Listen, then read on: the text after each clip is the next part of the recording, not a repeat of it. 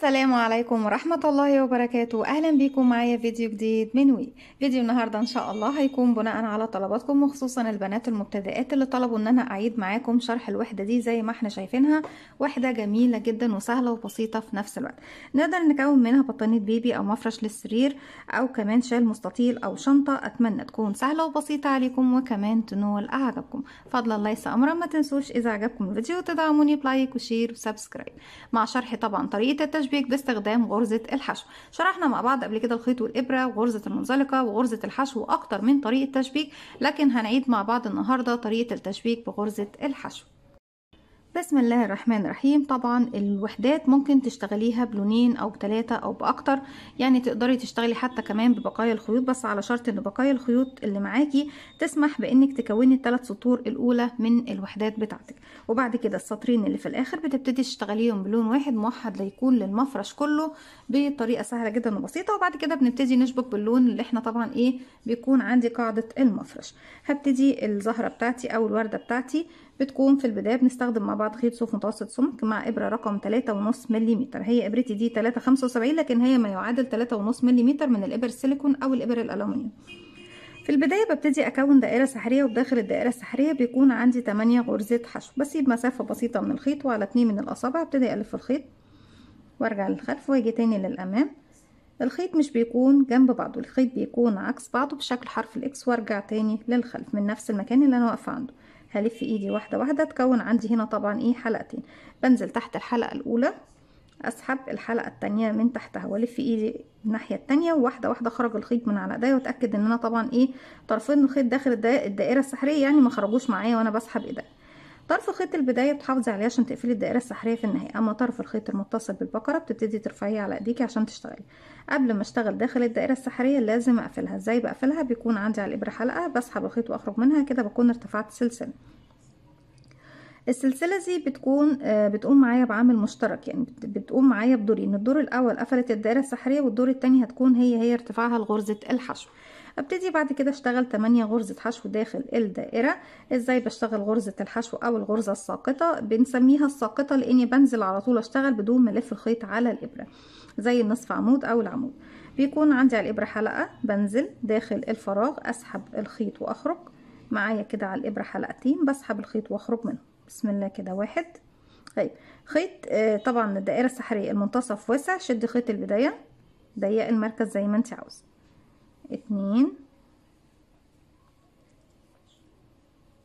3 4 5 6 7 8. طيب بعد كده بعد ما خلصنا السطر الاول، والثلاث سطور الاولى بيكونوا بلون الزهرة، بيكونوا كلهم بلون واحد. هسحب خيط البداية، اقفل منتصف او سنتر الدائرة. طيب في اول غرزة اشتغلتها بدخل تحت حرف الفي تحت الضلعين الامامي والخلفي، الفرونت لوب والباك لوب، واضيف معايا كمان خيط البداية. هسحب الخيط واخرج من تحتهم ومن تحت الحلقة اللي عندي على الابرة بغرزة منزلقة. هبتدي اشتغل بالغرزة المنتفخة او بغرزة البوب كورن اللي هي بتكون غرزة الفشار.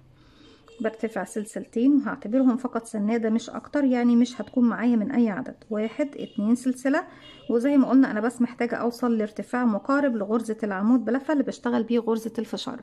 غرزة الفشارة بتكون مكونة عندي من 5 غرزة عمود بلفة. ازاي بشتغل العمود بلفة؟ بيكون عندي على الابرة حلقة، بلف لفة واحدة بقى معايا حلقتين، بدخل فراغي الاول اللي انا قفلت فيه هو بمنزلقة، اسحب الخيط واخرج. معانا على الابرة 3 حلقات، هسحب الخيط واخرج من حلقتين، اتبقوا 2 بسحب الخيط واخرج منهم. 1 2.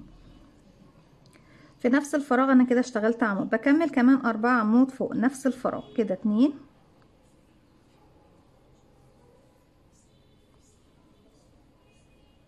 3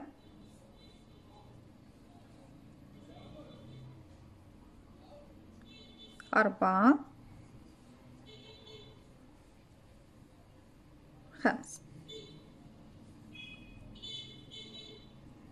ببتدي بعد ما خلصت 5 عمود هسحب خيطي بالشكل ده وهخرج الابرة منه. انا عندي هنا 1 2 3 4 5 عمود اللي هو يعتبر اول عمود بالنسبة لي من جهة اليمين. بدخل تحت حرف الفي الضلعين بتوعي ادخل، وبعد كده احط تاني او اضيف تاني الحلقة اللي انا سحبتها لفوق دي على الابرة بالصباع الاوسط بضغط غرزتي الخمس غرز دول للداخل كده، وبسحب الحلقة دي من تحت حرف الفي للغرزة الاولى. بعد كده برتفع سلسلتين، واحد اتنين، ارجع الفراغ اللي بعده هلف الخيط وهروح لحرف الفي طبعا غرزة الحشو اللي بعدها، وارجع اكرر 5 عمود وبقفلهم غرزة بوب كورن او غرزة فشارة زي ما احنا شايفين. واحد، اتنين، تلاتة، أربعة، خمسة. خلصنا الخمسة غرزة بسحب خيطي لفوق.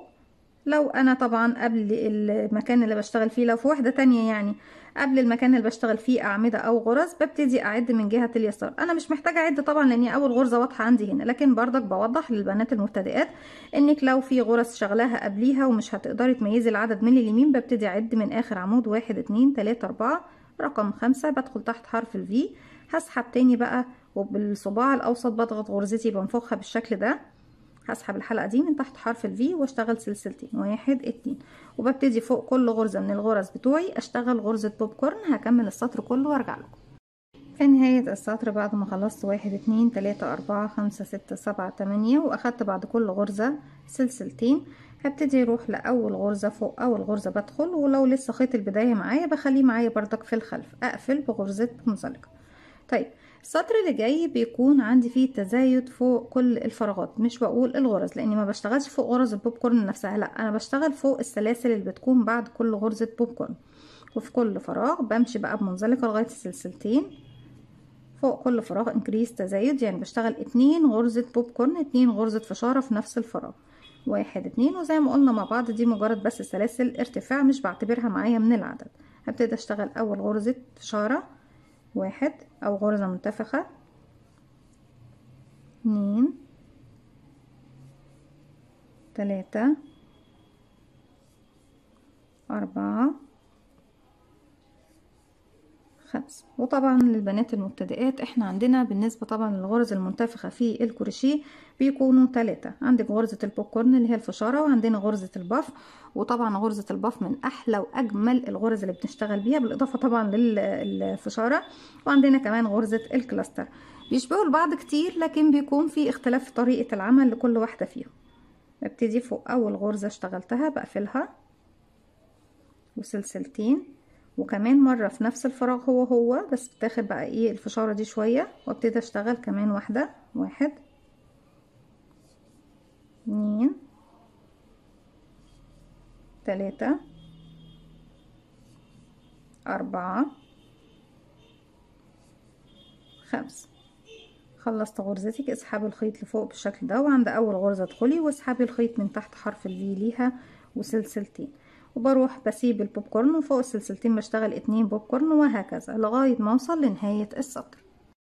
رجعت لكم تاني، وفي نهاية السطر بقى معانا زي ما احنا شايفين واحد اتنين تلاتة اربعة خمسة ستة سبعة تمانية تسعة عشرة 11 12 13 14 15 16. فوق اول غرزة اشتغلتها بدخل بقفل بغرزة منزلقة. هبتدي اجيب اللون الجديد اللي بشتغل بيه، هو بيكون لون قاعدة الوحدات كلها. بقفل عقدة بداية،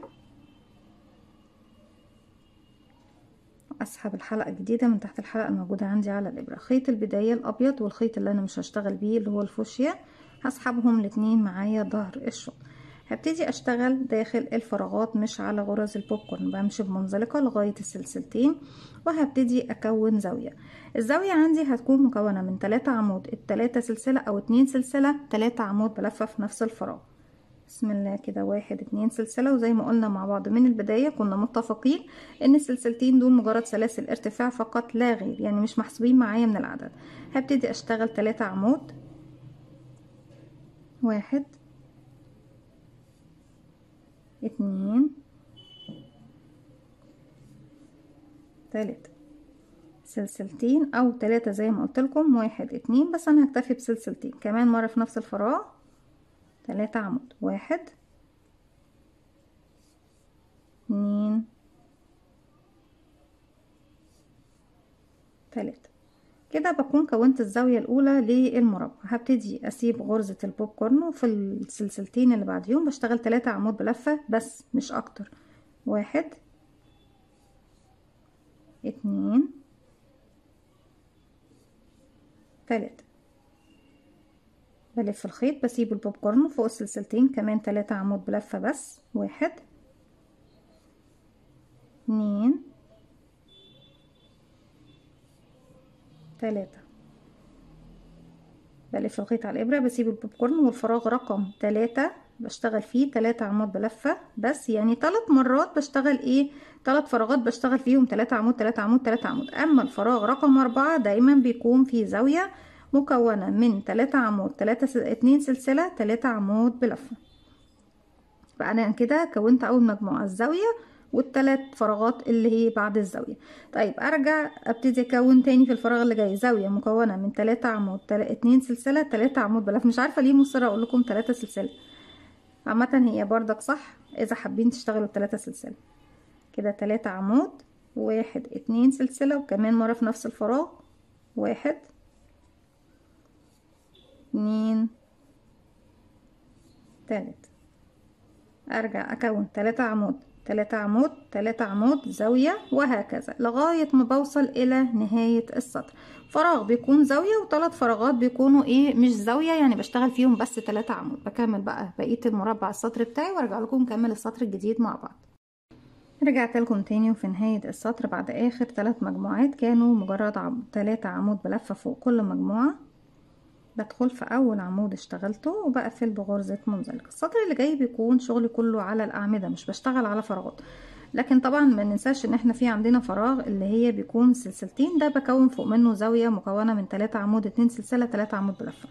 اما فوق كل عمود فبيكون عمود بلفة زي سلسلتين ارتفاع، وبنعتبرهم بس سلسلتين ارتفاع. وبعد كده ببتدي اشتغل فوق كل عمود عمود بلفة زي كده، عمود عمود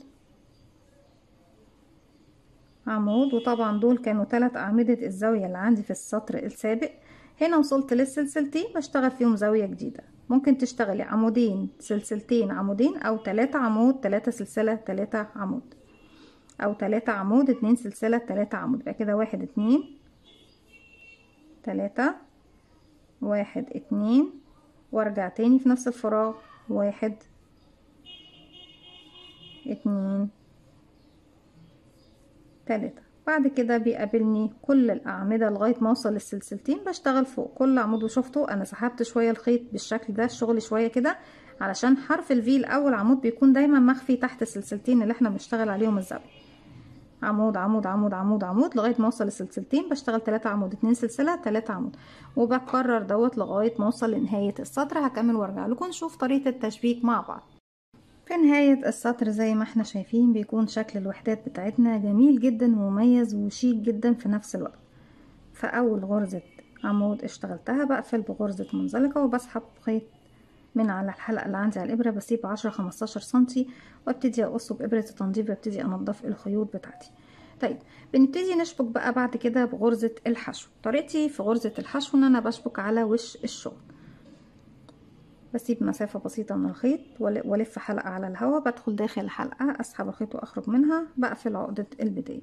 هجيب جانبين من طبعا المربع اللي احنا بنشبكه مع بعض زي ما احنا شايفين اهو، ده وش المربع وده وش المربع التاني، يعني انا عندي الظهر داخل قصاد بعضه.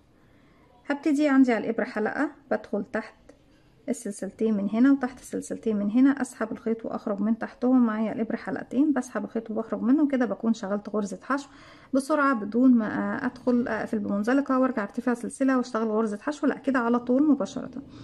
طيب هنبتدي نشبك بغرزه الحشو. انا عندي هنا يا بنات لو ناخد بالنا في ضلعين في كل حرف في او في كل السبعه اللي بتكون فوق الغرزه، يكون فيها ضلع امامي الفرونت لوب وعندي الضلع الخلفي الباك لوب. لما باجي اشتغل في التشبيك في ناس كتير او في بنات كتير وانا شخصيا احيانا بشتغل بالطريقه دي، اني بدخل تحت حرف الفي بالكامل من هنا وتحت، طبعا بشوف الغرزه اللي ورا فين اهي، بدخل تحت حرف الفي بالكامل من الغرزه التانية، اسحب الخيط واخرج، معايا حلقتين هسحب الخيط واخرج منه.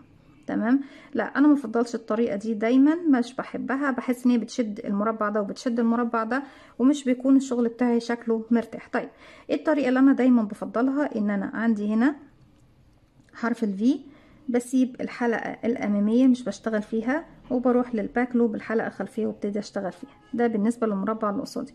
اما بالنسبة للمربع اللي في الخلف بدخل في الحلقة اللي قصادي على طول، اللي هي بتكون بالنسبة لي دلوقتي الامامية، وبسيب الخلفية. يعني باخد خلفي مع امامي واسحب الخيط واخرج من تحت الحلقتين، معايا حلقتين على الابرة، بسحب الخيط واخرج منهم. تاني بكرر، انا مش باخد تحت حرف الفي كامل، لا، ولا باخد الحلقة الامامية، لا، باخد الحلقة الخلفية الباك لوب مع الحلقة الامامية اللي خلفها، ادخل اسحب الخيط واخرج، اسحب الخيط واخرج من حلقتين، وبكمل بنفس الطريقة خلفي مع امامي، واشتغل غرزة حشو من فوقيهم لغاية ما بوصل لنهاية الخط اللي انا بشبكه. طيب لما باجي اشبك برصص الصفوف بتاعتي كلها مرة واحدة بالطول، بشبكها وارجع اشبك مرة واحدة بالعرض. يعني مش بشبك مربعين مربعين وافضل بعد كده اشبك بقية المربعات، لا، بكمل بنفس الطريقة زي ما احنا شايفين، خلفي مع امامي لغاية ما بوصل لنهاية الخط اللي انا ببتدي اشبكه مع بعض. بوصل بالشكل ده لغاية ما اوصل لسلسلتين الزاوية. وصلت للزاوية من تحت السلسلتين بدخل، ومن هنا برضك بدخل من تحت السلسلتين واشغل غرزة حشو.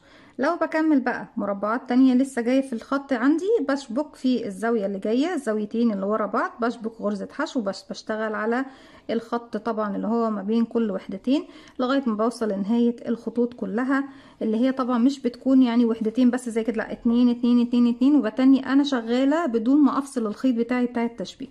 بيكون ده طبعا شكل الشغل زي ما احنا شايفين. بصوا بقى، المربع عندي اصبح مرتاح، الحلقة اللي انا سبتها هنا بارزة عندي هنا، والحلقة اللي سبتها من الناحية التانية بارزة، وغرزة الحشو بتكون ساقطة في منتصف الحلقات زي ما احنا شايفين بالشكل ده اهو، بشكل شيك نظيف جدا ومرتاح. كمان المربع هنا مرتاح، المربع هنا مرتاح، الخط اهو بتاع حرف الفي اللي هي طبعا الحلقة الامامية عندي اللي انا سبتها ما اشتغلتهاش، والخط بتاع الحلقة الخلفية اللي انا ما اشتغلتهاش زي ما احنا شايفين بالشكل ده.